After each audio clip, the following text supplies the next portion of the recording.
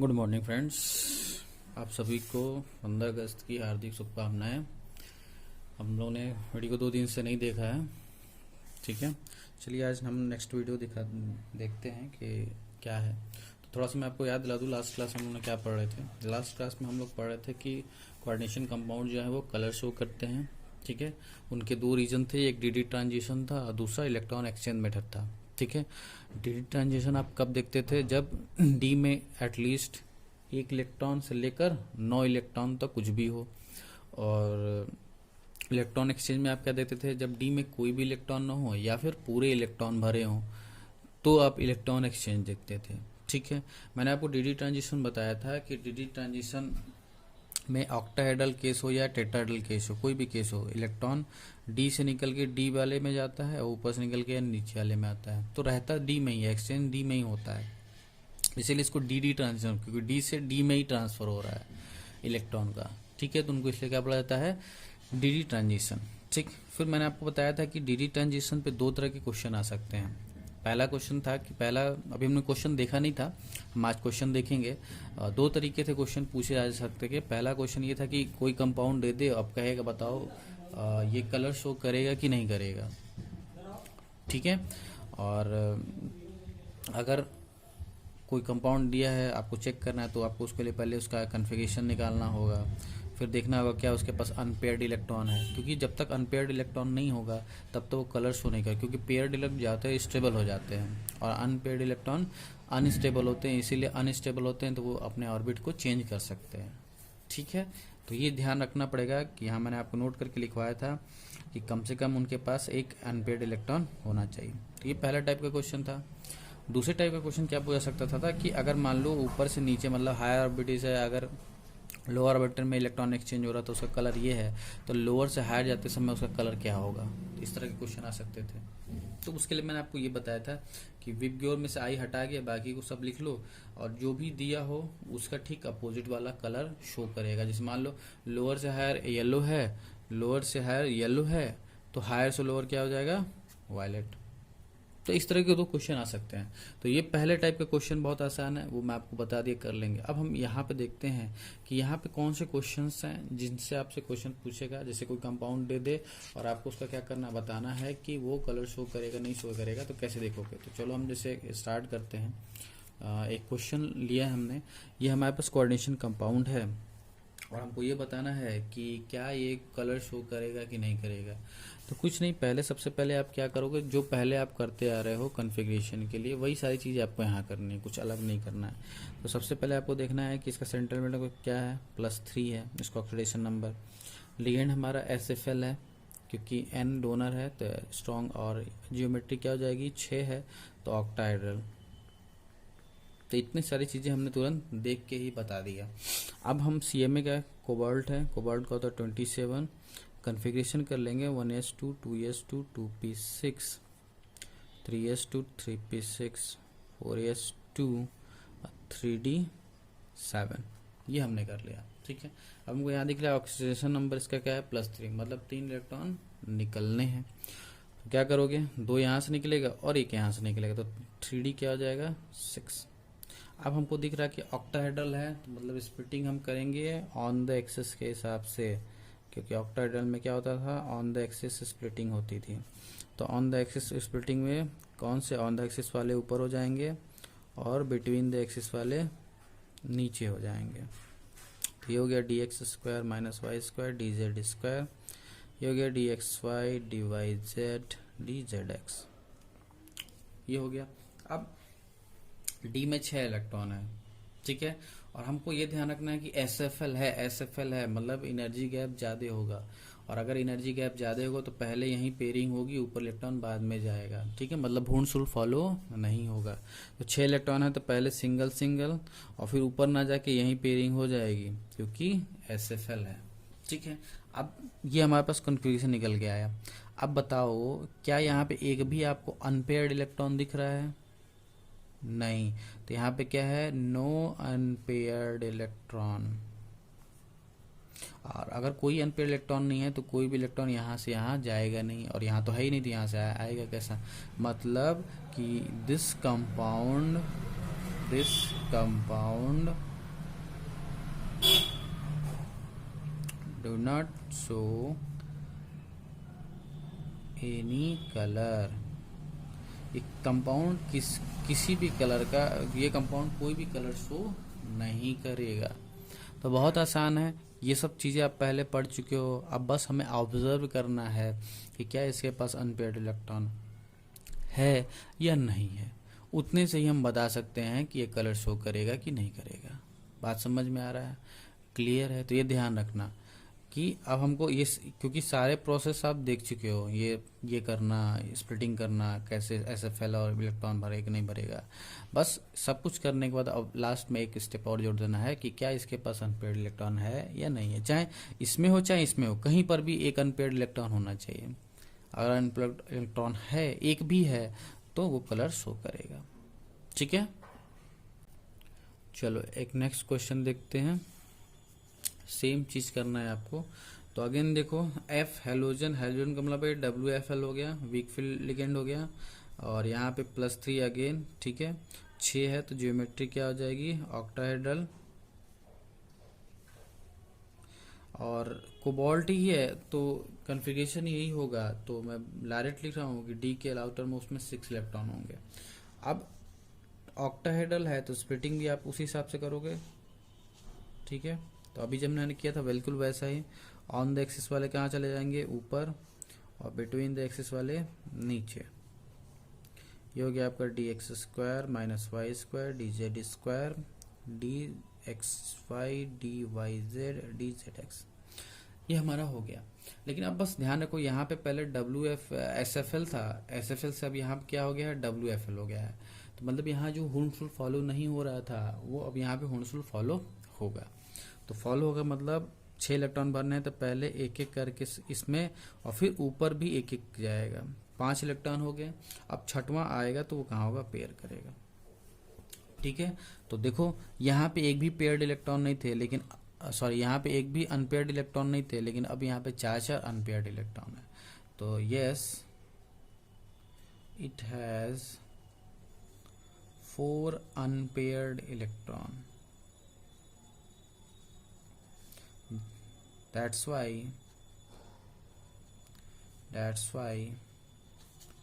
this compound will show color। इसलिए ये compound क्या करेगा, कलर शो करेगा। क्लियर है, बात समझ में आ रहा है?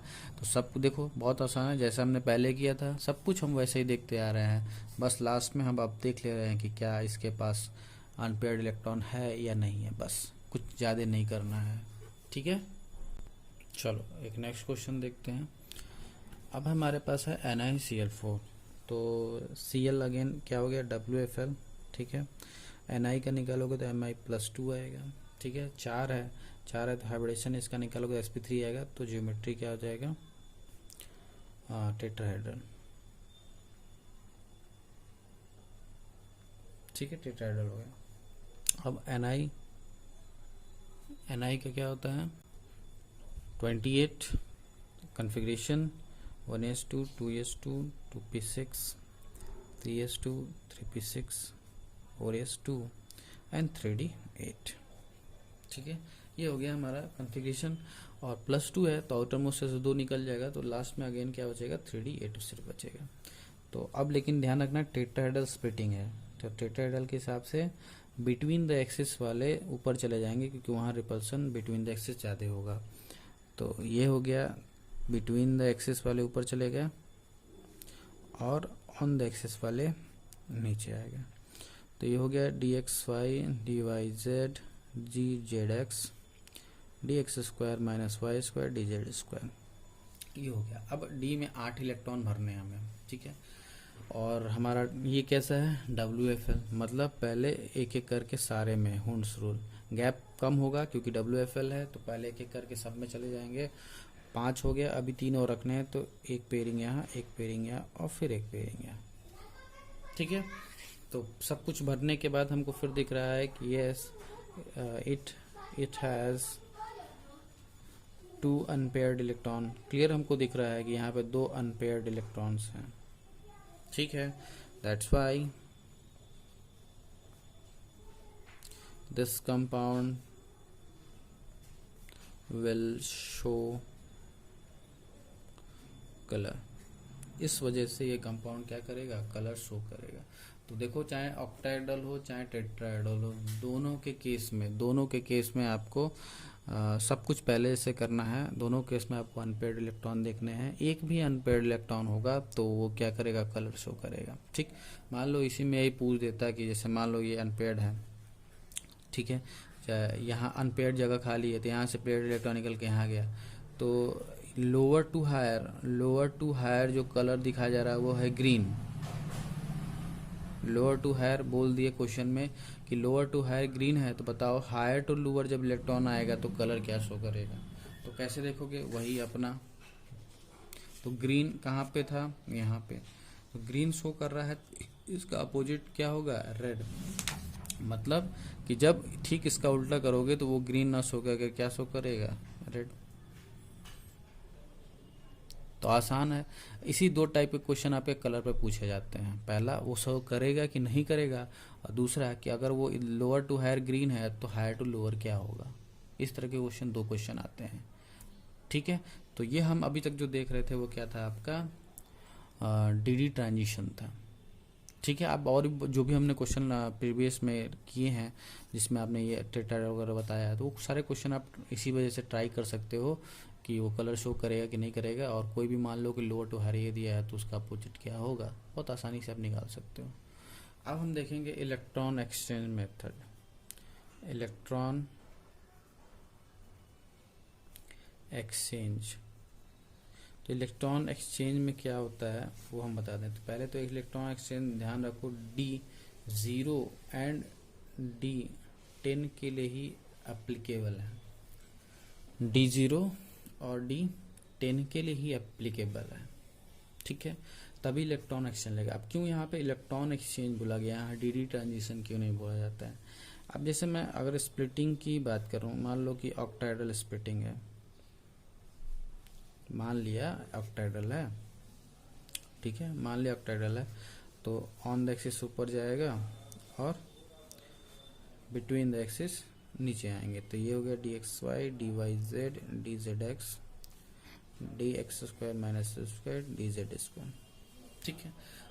डी मान लेते हैं कि इसके पास D0 इलेक्ट्रॉन्स हैं, ठीक है। अब 0 है तो एक भी इलेक्ट्रॉन होगा नहीं, इसमें एक भी इलेक्ट्रॉन नहीं होगा। अब जैसे हम जानते हैं तो हम 3D का बनाते हैं, तो 3D से पहले क्या 4s आएगा, 4s में अगर इलेक्ट्रॉन है तो ठीक है, नहीं तो 3p आएगा। अब उसमें क्या है, इलेक्ट्रॉन है, ठीक है। तो होता क्या है कि जब आप एनर्जी बढ़ाते हो तो एक्साइटमेंट जब बढ़ती है इलेक्ट्रॉन्स की, तो वो अपने इनर ऑर्बिटर को छोड़ने लगते हैं और इनर ऑर्बिटर छोड़ के हायर ऑर्बिटर में जाने लगते हैं। तो मान लो अगर एनर्जी बढ़ रही है और मान लो एनर्जी बढ़ी तो 3p से इलेक्ट्रॉन निकल के 3d में आया, तो मान लो आया तो या तो पेयर्ड होगा या अनपेयर्ड होगा। तो अगर आता है, जैसे मान लो एक इलेक्ट्रॉन आया, पहले तो जो भी आएगा तो हमेशा एक इलेक्ट्रॉन निकलेंगे, तो क्या होगा, अनपेयर्ड होगा, और अनपेयर्ड होगा मतलब वो कलर शो करेगा, ठीक है। तो इस रीजन से वो कलर शो होता है। तो डी में कोई इलेक्ट्रॉन था नहीं, कहाँ से आया है, इनर ऑर्बिटल से इलेक्ट्रॉन ट्रांसफर हुआ है, इसीलिए इसको बोला जाता है इलेक्ट्रॉन एक्सचेंज, इलेक्ट्रॉन ट्रांसफर। कि इलेक्ट्रॉन एक ऑर्बिटल से, एक सेल से निकल के दूसरे सेल में गया या एक सबसेल से निकल के दूसरे सबसेल में गया, क्योंकि पहले वाले जो सबसेल था उसमें कोई भी इलेक्ट्रॉन था ही नहीं। यहाँ डी का डी में ही नहीं है, यहाँ डी का किसी और सबसेल में, डी में किसी और सबसेल से इलेक्ट्रॉन आ रहा है, इसलिए इसको हम क्या बोलते हैं, इलेक्ट्रॉन एक्सचेंज बोलते हैं। तो ये तो तब के लिए है कि अगर मान लो D0 था जब इसमें कोई भी इलेक्ट्रॉन नहीं थे। मान लो अगर हम D10 मान लेते हैं कि इसके पास पूरे इलेक्ट्रॉन है, तो एक बात खुद सोचो, D10 का मतलब क्या हुआ। D10 का मतलब ये हुआ कि सारे ऑर्बिटल्स क्या हैं, फुलफिल्ड हैं, एक भी जगह खाली नहीं है। एक बात बताओ, जब एक भी जगह खाली नहीं है, सारे पेयर्ड हैं, तो यहाँ से इलेक्ट्रॉन यहाँ जा ही नहीं सकता क्योंकि जगह फुल है, यहाँ से इलेक्ट्रॉन यहाँ आ नहीं सकता, यहाँ पे भी जगह फुल है। मतलब क्या डी ट्रांजिशन होने का चांसेस है, बिल्कुल नहीं। जगह होती तब तो डी ट्रांजिशन होता, क्लियर है? तो जब जगह ही नहीं है तो डी ट्रांजिशन होगा कैसे? क्लियर है? तो समझ में आया कि डी ट्रांजिशन क्यों नहीं हो रहा है D0 में और D10 में। ठीक, अब रही बात D10 का, तो D10 D के बाद क्या आता है? 4s होगा, 4s, उसके बाद मान लो 4s में इलेक्ट्रॉन हो तो 4p होगा। तो होगा क्या, जब एनर्जी आप बढ़ाते जाते हो लगातार, तो अब D की इलेक्ट्रॉन्स निकल के उनके क्योंकि जैसा भी मैंने बताया कि एनर्जी बढ़ाओगे तो जो इनर शेल के इलेक्ट्रॉन या इनर ऑर्बिटल के जो इलेक्ट्रॉन्स है वो आउटर में चले जाते हैं। तो वैसे ही यहाँ पे जो अगर एनर्जी बढ़ा रहे हो तो यहाँ D का इलेक्ट्रॉन निकल के 4s में या 4p में चला जाएगा, और चला जाएगा तो वहाँ अनपेयर्ड होगा। अनपेयर्ड होगा मतलब वो कलर शो करेगा। तो ये ध्यान रखना कि यहाँ D का इलेक्ट्रॉन निकल के D में नहीं जा रहा है, D का इलेक्ट्रॉन निकल के किसी और ऑर्बिटल में, किसी और सबसेल में जा रहा है। इस वजह से यहाँ पे हम क्या बोलते हैं? इलेक्ट्रॉन एक्सचेंज बोलते हैं। तो ये जरूर ध्यान रखना कि इलेक्ट्रॉन एक्सचेंज की वजह से कलर तभी शो होगा जब उसके पास एक D के ऑर्बिटल में एक भी इलेक्ट्रॉन न हो, या फिर D में पूरे के पूरे इलेक्ट्रॉन भरे हो। क्लियर है? देखो कुछ इसके एग्जांपल्स हैं जहाँ पे आपको D0 या D10 देखने को मिलेगा, जैसे MnO4 माइनस है, Cr2O7 डबल माइनस है, CrO4 डबल माइनस है। ठीक है, तो मैं कोई ये एग्जांपल्स है, मैं कोई भी एक एग्जांपल लेके आपको दिखा देता हूँ कि D10 या D0 है कि नहीं है। तो चलो हम जैसे ये लेते हैं Cr, ठीक है, चाहे मैं दोनों लिखा के दिखा देता हूँ, ये भी दिखा देता हूँ, ये Mn का भी दिखा देता हूँ और Cr का भी दिखा देता हूँ। MnO4 माइनस देख लेते हैं पहले, MnO4 माइनस, तो ये हो गया MnO4 माइनस का। ठीक है, अब आप क्या करेंगे? MnO4 माइनस है तो आप Mn का पहले ऑक्सीडेशन नंबर निकाल लीजिए। तो कैसे निकालोगे? x, तो ये हो गया x, इसका होता है -2, 4 है तो 4, एक माइनस है तो इक्वल टू माइनस, तो x बराबर क्या आ जाएगा? यहाँ से प्लस से आ। ठीक है, अब Mn का होता है 25, कन्फिग्रेशन कर लो, 1s2, 2s2, 2p6, 3s2, 3p6, 4s2 और 3d5। 7 इलेक्ट्रॉन निकालने हैं, तो 2 यहाँ से निकलेगा और यहाँ से पूरा निकल जाएगा। तो बताओ D में 5 थे, वो सब निकल गए, तो क्या बचा? 3D में 0 बचा, और 0 बचा मतलब क्या? Electron exchange. यहाँ पे क्या होगा? इलेक्ट्रॉन एक्सचेंज, क्योंकि D में कोई इलेक्ट्रॉन ही नहीं है। क्लियर है? बात समझ में आ रहा है ना? कुछ हमने नहीं किया है, सिर्फ कन्फिगरेशन निकाला है, ऑक्सीडेशन नंबर निकाला, पता चला कि 7 इलेक्ट्रॉन देगा। तो 7 कहाँ से जाएगा? पहले 2 4s से जाएगा, और फिर भाई 5 7 जाने हैं तो 2 यहाँ से गए तो 5 यहाँ से जाएगा, 5 जाएगा मतलब एक भी इलेक्ट्रॉन नहीं। ठीक, अब एक दूसरा एग्जाम्पल दिखा देते हैं, CrO4 डबल माइनस का। तो फिर से अगेन वही पहले आप क्या करेंगे? ऑक्सीडेशन नंबर, तो हो गया x -2 into 4 is equal to -2, तो -8 +8, तो x बराबर क्या आ जाएगा? +6। Cr का आ गया +6। क्रोमियम 24, एक्सेप्शन है, ध्यान रखेंगे कन्फिग्रेशन में, 1s2, 2s2, 2p6, 3s2, 3p6, 4s2 ना होके 4s1, 3d5 होता है। ठीक है, अब बताओ 6 इलेक्ट्रॉन निकलने हैं, एक यहाँ से निकलेगा तो 5 यहाँ से निकलेंगे, टोटल में 6। अगेन 3D में क्या होगा? 0 इलेक्ट्रॉन्स, एक भी इलेक्ट्रॉन नहीं है। तो इलेक्ट्रॉन निकल के जाएगा कहाँ? 3p। अगर एनर्जी बढ़ाओगे तो 3p वाला इलेक्ट्रॉन निकल के यहाँ जाएगा, 3p के इलेक्ट्रॉन्स निकल के यहाँ जाएंगे। तो देखो सेल चेंज हो गया, तो इलेक्ट्रॉन यहाँ पे भी आपका क्या लगेगा? इलेक्ट्रॉन एक्सचेंज लगेगा, इलेक्ट्रॉन एक्सचेंज। क्लियर है? बात समझ में आ रहा है? ठीक है ना? तो बहुत आसानी से आप क्या कर सकते हो? कलर वगैरह बता सकते हो। ठीक है, तो ये हमारा कलर वाला पोर्शन खत्म हुआ, और इससे क्या क्वेश्चन आ सकते थे मैंने आपको बता दिया, और किस वजह से 2 वजह से इलेक्ट्रॉन्स एक्सचेंज और डी ट्रांजिशन की वजह से कलर्स होता था, वो मैंने आपको कंप्लीट करके दिखा दिया। ठीक है, अब हमारा मैक्सिमम पार्ट जो है कोऑर्डिनेशन कंपाउंड्स का कवर हो चुका है। ठीक है, अब सिर्फ एक टॉपिक बचा हुआ है। ठीक है, वो जो क्या आइसोमेरिज्म का जो पार्ट है, जो आइसोमेरिज्म इन कोऑर्डिनेशन कंपाउंड्स। ठीक है, तो वो एक लास्ट टॉपिक हमारा बचा हुआ है, उसको हम नेक्स्ट 2 लेक्चर्स में ख़त्म करेंगे। ठीक है, तो आज यहीं रोकते हैं। आप एक बार देख लेना, ज्योमेट्री का जो आइसोमेरिज्म का पार्ट है एक बार आप खुद देख भी लेना, ठीक है। तो उसके बाद हम इसको कंप्लीट कर लेंगे। तब तक के लिए धन्यवाद।